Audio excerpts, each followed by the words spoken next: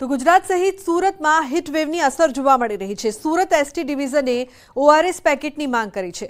Surat ST ડિવિઝને civil સુપ્રિન્ટેન્ડન્ટને લખ્યો છે પત્ર। હીટવેવના કારણે ડ્રાઈવર, કંડક્ટર અને મિકેનિકલ સ્ટાફના સ્વાસ્થ્ય પર અસર। 700 જેટલા કર્મીઓ માટે ઓઆરએસના પેકેટ પૂરા પાડવા માંગ કરવામાં આવી। તો ઉનાળાની ગરમીને લઈને રક્તદાન પર અસર પણ જોવા મળી રહી છે। જામનગરની સરકારી ગુરુ ગોવિંદસિંહ હોસ્પિટલના બ્લડ બેંકમાં દાતાઓની સંખ્યામાં ઘટાડો નોંધાયો છે। રક્તદાન કેમ્પની સંખ્યામાં પણ ઘટાડો જોવા મળી રહ્યો છે। ગત મહિનાની સરખામણીએ આ વર્ષે મે મહિનામાં અંદાજિત 60% જેટલું જ રક્ત બેંકમાં આવ્યું છે। હાલ ઉનાળાની ગરમી વચ્ચે રક્તદાનમાં ઘટાડો છે તે જોવા મળ્યો છે અને રક્તદાન કેમ્પમાં પણ ઘટાડો જોવા મળ્યો છે, કારણ કે આ ગરમીમાં રક્તદાતાઓ પણ ક્યાંક ને ક્યાંક અકળાયા હોય તેવું સામે આવ્યું છે। ત્યારે સૌરાષ્ટ્રની સૌથી મોટી અને ગુજરાત રાજ્યની બીજા ક્રમની સરકારી ગુરુ ગોવિંદસિંહ હોસ્પિટલમાં ન્યૂઝ 18 ગુજરાતી પહોંચ્યું છે અને અહીં જે પ્રકારના દ્રશ્યો જોઈ રહ્યા છો, માત્ર એક જ જે રક્તદાતા છે તે રક્તદાન કરવા આવ્યા છે। એમની સાથે જ સીધી વાત કરીશું। શું કહેશો, અત્યારે ગરમીની સિઝન છે છતાં પણ રક્તદાન કરવા આવ્યા છો? અહીં રક્તદાતાઓની લાઈન લાગે છે, અત્યારે માત્ર આપ એક જ છો? રક્તદાતાઓની અત્યારે ઉનાળાની સિઝનના લીધે રક્તદાતાઓમાં ખૂબ જ ઘટાડો નોંધાય છે। દર વર્ષે આવું થતું હોય છે, પણ રેગ્યુલર રક્તદાન કરવું જરૂરી છે। તમે જેમ વાત કરી કે સૌરાષ્ટ્રની પ્રથમ નંબરની અને ગુજરાતની બીજા ક્રમની આપણી આ સિવિલ હોસ્પિટલ ગુરુ ગોવિંદસિંહજી છે, ત્યાં અનેક દર્દીઓનો મારો રહેતો હોય, લોહીની જરૂરિયાત પડતી હોય, એવા અનુસંધાને અત્યારે આપણે લોહી દેવું, રેગ્યુલર લોહી આપવું તે આપણી નૈતિક ફરજ છે। પણ ક્યાંક ને ક્યાંક આ ઉનાળાની સિઝનમાં લોહી દેતી વખતે ચક્કર આવે, ઉલટીઓ થાય તેવું ધ્યાન રાખવું જરૂરી પણ છે। પણ વસ્તુ એક છે કે માનવને કામ નહીં આવે તો કોઈ પણ કામ નહીં આવે, એટલે આપણે રક્તદાન દેવા માટે આવ્યા છીએ। માનવને કામ આવે તેના માટે રક્તદાન એ મહાદાન છે। આ યુક્તિને સાર્થક કરવા સૌરાષ્ટ્ર જે છોટી કાશી કહેવાય છે ત્યાંના રક્તદાતાઓ પણ આવી રહ્યા છે। એકમાત્ર રક્તદાન કરવા માટે રક્તદાતા પહોંચ્યા છે। અહીંના સંચાલક છે, અધિકારી છે શ્વેતા ઉપાધ્યાય। મેડમ, કયા પ્રકારની પરિસ્થિતિ, કારણ કે ઉનાળો આવ્યો છે અને મેમાં અત્યારે રક્તદાનની સંખ્યા, રક્તદાતાઓની સંખ્યા, કેમ્પની સંખ્યા બધી જ ઘટી છે, શું કહેશો? જીજી હોસ્પિટલ બ્લડ બેંકમાં હાલ એપ્રિલ મહિનાની સરખામણી કરીએ તો જ ખૂબ ઓછું રક્તદાન જોવા મળે છે। એપ્રિલ મહિનામાં જ્યાં બ્લડ બેંકે કુલ 21 બ્લડ ડોનેશન કેમ્પ કરેલા, એની સરખામણીમાં મે મહિનામાં આજ 25 તારીખ સુધી કુલ ફક્ત 9 બ્લડ ડોનેશન કેમ્પ થયા છે। એટલે રૂટીન રક્તદાતાઓ તથા કેમ્પ ઓર્ગેનાઇઝર પણ અત્યારે મોટા બ્લડ ડોનેશન કેમ્પ કરવાનું ટાળી રહ્યા છે। 60% જેટલા ગત માસની સરખામણીએ રક્તદાતાઓ છે તે અત્યારે જીજી હોસ્પિટલની જે સરકારી બ્લડ બેંક છે ત્યાં આવી રહ્યા છે ને ઉનાળાની ગરમીની અસર રક્તદાન ઉપર પણ ચોક્કસ જોવા મળી રહી છે। કિંજલ કારસરિયા, ન્યૂઝ 18 ગુજરાતી, જામનગર। તો આગ ઓગતી ગરમી એસીના વેપારીઓ માટે આશીર્વાદ બની છે। અમદાવાદમાં ઇલેક્ટ્રોનિક્સ માર્કેટમાં ગરમીના લીધે અત્યાર સુધી 2100 કરોડનો મસમોટો બિઝનેસ થયો છે। શહેરમાં તાપમાનની વધઘટ સાથે તીવ્ર ગરમી પડી રહી છે, ત્યારે ઇલેક્ટ્રોનિક માર્કેટમાં ગયા વર્ષની સરખામણીએ આ ઉનાળામાં એસીના વેચાણમાં અભૂતપૂર્વ 50%નો વધારો જોવા મળ્યો છે। રિટેલરોએ અત્યાર સુધી 10 લાખ યુનિટ એસી વેચ્યા છે, ત્યારે આ વર્ષે અંદાજે 1 કરોડ 50 લાખ જેટલા એસી વેચાય તેવો અંદાજ છે। જે દર વખતે અમે લોકો 2 થી 2.5 લાખ એસી દર વખતે વેચીએ છીએ, આ વખતે 4 થી 5 લાખ એસી સુધી વેચવાનો અંદાજ છે આખા વર્ષમાં, આખા ગુજરાતમાં, અને લગભગ 3 થી 4,000 કરોડ વચ્ચેનું ટોટલ ટર્નઓવર થશે। તો અમદાવાદ શહેરમાં છેલ્લા એક સપ્તાહથી પ્રચંડ ગરમી પડી રહી છે। આ કાળઝાળ ગરમીમાં વાહન ચાલકોને ટ્રાફિકમાંથી થોડી રાહત મળે તે માટે શહેર પોલીસ દ્વારા અનેક પ્રયોગ હાથ ધરવામાં આવ્યા છે। ત્યારે ન્યૂઝ 18 ગુજરાતીની ટીમે આ વ્યવસ્થાને લઈને રિયાલિટી ચેક કર્યું હતું। રિયાલિટી ચેકમાં શહેરના અનેક ટ્રાફિક બૂથ પર પોલીસ દ્વારા પાણી, ઓઆરએસ અને લીંબુ શરબતની વ્યવસ્થા કરવામાં આવી છે।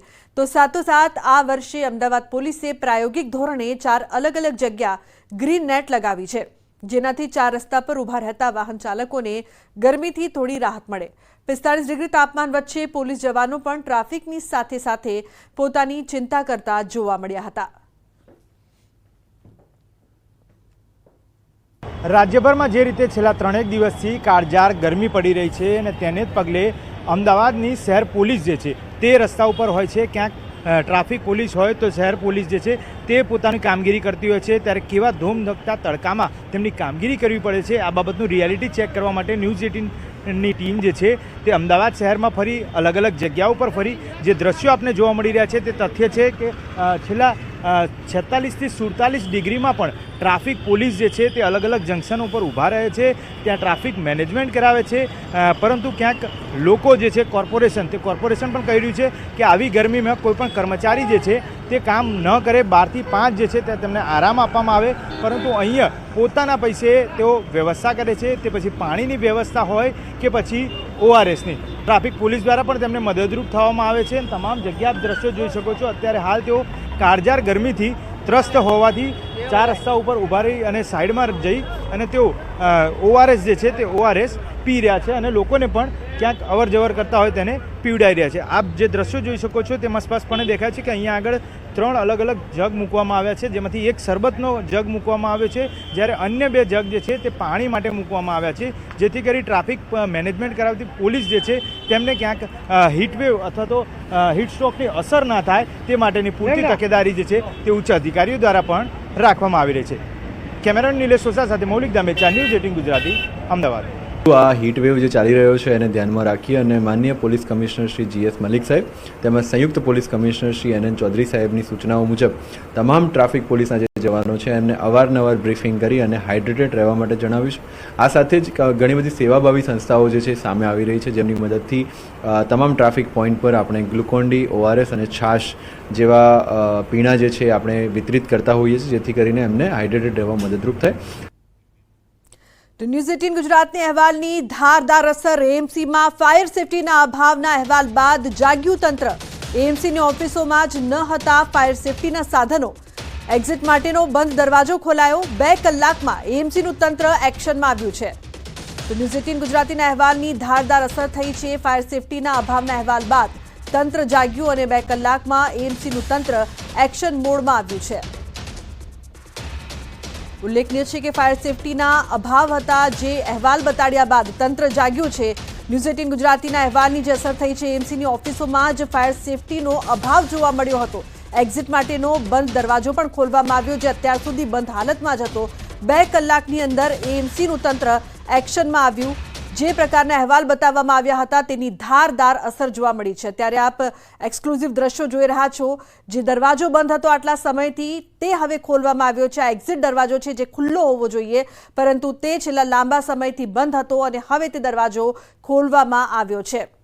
તો મહત્વપૂર્ણ છે કે 2 કલાકની અંદર એએમસીનું તંત્ર છે તે એક્શનમાં આવી ગયું છે અને એક્ઝિટ માટેનો દરવાજો પણ ખોલવામાં આવ્યો, પરંતુ જોવાની વાત છે કે એએમસીના ઓફિસમાં જ ફાયર સેફટીનો અભાવ હતો, જે પ્રકારની સુવિધા હોવી જોઈએ તે સુવિધા નહોતી, જે બાદ ન્યૂઝ 18 ગુજરાતી અહેવાલ બતાવ્યો, જેની ધારદાર અસર માત્ર 2 કલાકની અંદર જ જોવા મળી।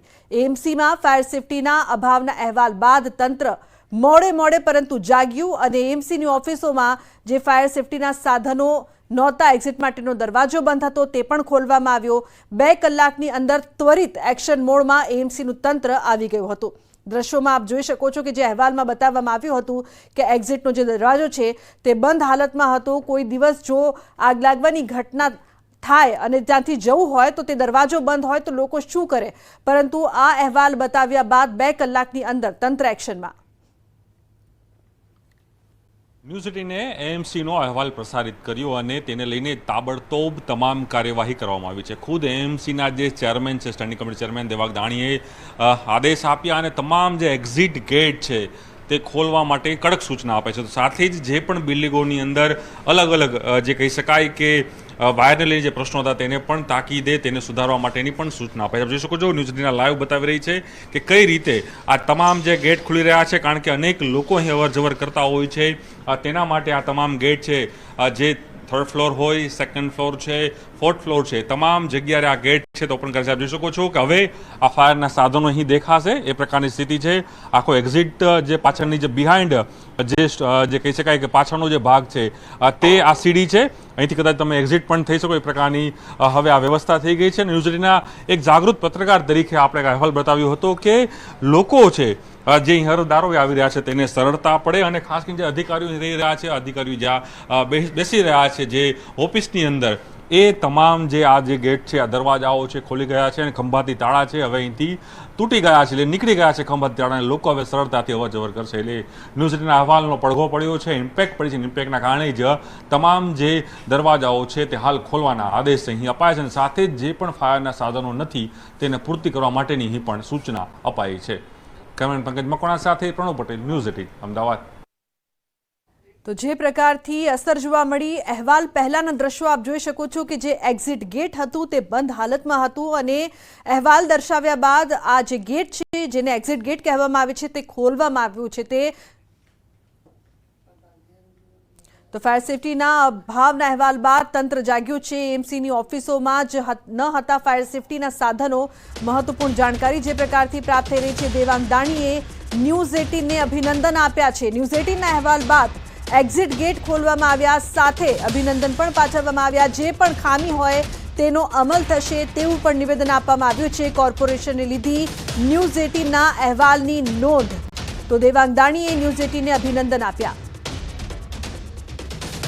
મહાનગરના બિલ્ડિંગમાં ચકાસણી કરતા જે ઉજાગર કરવાનો પ્રયત્ન કર્યો છે તે માટે ન્યૂઝ 18ની ટીમને પણ હું અભિનંદન આપું છું. એ અહેવાલ પ્રસિદ્ધ થયો તરત જ તંત્ર દ્વારા એક્શનમાં આવીને જે પણ એક્ઝિટ ગેટ હતા એ બધા જ દ્વારો ખુલ્લા રાખવામાં આવ્યા છે. કોઈ ઘટના બને નહીં તે માટે આ એક્ઝિટ ગેટ કાયમ માટે હવે ખુલ્લા રહેશે. તદુપરાંત જે વાયર બાબતે જે ચર્ચા કરવામાં આવી એ તમામ વાયરો એનું રિપેરિંગ કામ પણ ટૂંક સમયમાં ચાલુ થઈ જશે. એટલા માટે ન્યૂઝ 18 દ્વારા જે અવેરનેસ લાવવાનો જે પ્રયત્ન થઈ રહ્યો છે તે માટે હું સમગ્ર ટીમને પણ અભિનંદન આપું છું. સમાચારનો પ્રવાહ યથાવત રહેશે. હાલ રોકાઈશું એક બ્રેક માટે. આપ જોતા રહો news 18 Gujarati.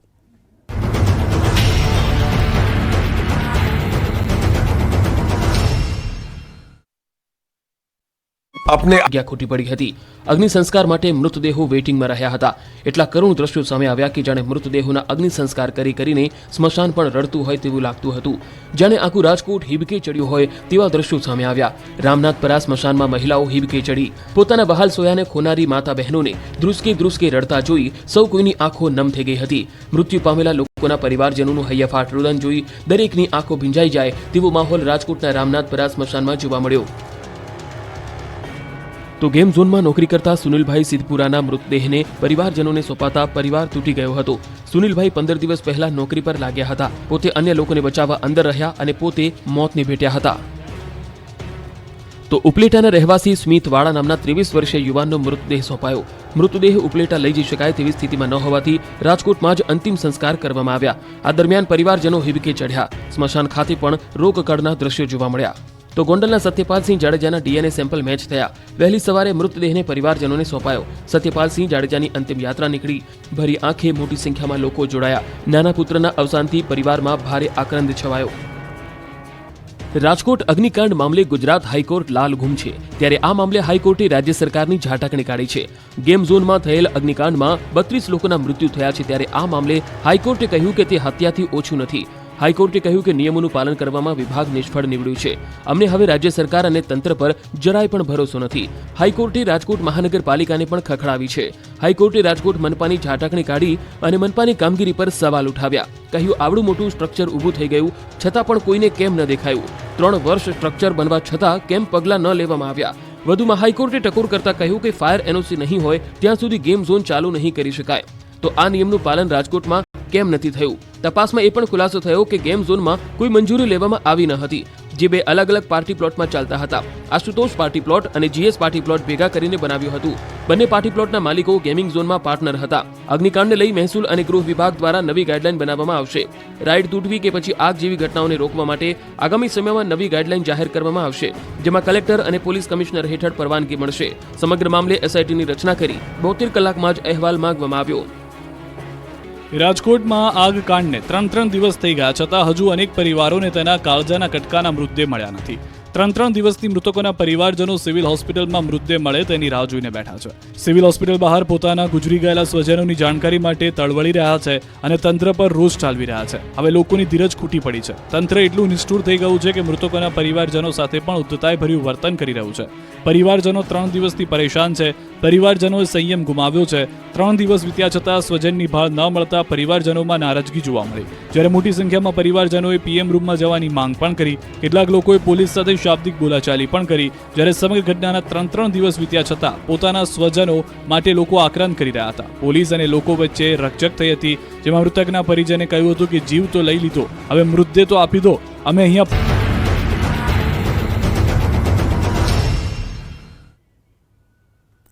Welcome back. Rajkot અગ્નિકાંડ બાદ અમદાવાદ વહીવટી તંત્ર પણ એક્શનમાં આવી ગયું છે. રિસોર્ટ, ગેમ ઝોન સહિતમાં તપાસ કરવામાં આવી રહી છે. ત્યારે અમદાવાદ જિલ્લામાં દસક્રોઈમાં પિરાણા ખાતે આવેલ ગેમ ઝોન બંધ કરવામાં આવ્યું છે. પ્રેરણા ગેમ ઝોન નિયમ ભંગને લઈને બંધ કરાયું છે. ત્યારે અમદાવાદ જિલ્લાના 9 તાલુકામાં 6 તાલુકામાં કોઈ ગેમ ઝોન કે મેળાનું આયોજન ન હોવાનું એડિશનલ કલેક્ટરે જણાવ્યું હતું. હજુ પણ ગેમ ઝોન, રિસોર્ટ સહિતના જે જગ્યાઓ છે ત્યાં તપાસ કરવામાં આવી રહી છે. તેમાં ખાસ કરીને 5 બાબતો પર વધુ ધ્યાન અપાઈ રહ્યું છે, જેમ કે ફાયર વ્યવસ્થા અને એનઓસી છે કે નહીં, સિવિલ કે અન્ય સ્ટ્રક્ચર યોગ્ય છે કે નહીં, જેની ચકાસણી અને મંજૂરીની વિગત મંગાઈ રહી છે. ત્યારે વીજ વાયર ફિટિંગ બરાબર છે કે નહીં, કેટલા લોકોને સમાવી શકાય તેની મંજૂરી અને તેને લગતી વિગતો મંગાવાઈ છે. ઓપોર્ચ્યુનિટી કોઈ પણ પ્રકારની ઘટના જો બને તો ત્યાં એન્ટ્રી અને એક્ઝિટની પૂરતી વ્યવસ્થા છે કે નહીં, આ 5 વસ્તુ જોવાની નક્કી કર્યું. હવે આમાંથી કોઈ પણ બાબતે જો પૂરતી વ્યવસ્થા ના હોય તો આ વ્યવસ્થા જ્યાં સુધી ન થાય ત્યાં સુધી તાત્કાલિક અસરથી એ બંધ કરવાની સૂચના આપેલી. અમારા 9 તાલુકામાંથી ગઈકાલે સોમવારે જ પ્રાથમિક રિપોર્ટ આવી ગયો. 9 તાલુકામાંથી 6 તાલુકામાં આવું એક પણ ગેમ ઝોન, ફનફેર કે કશું જ ચાલતું નથી.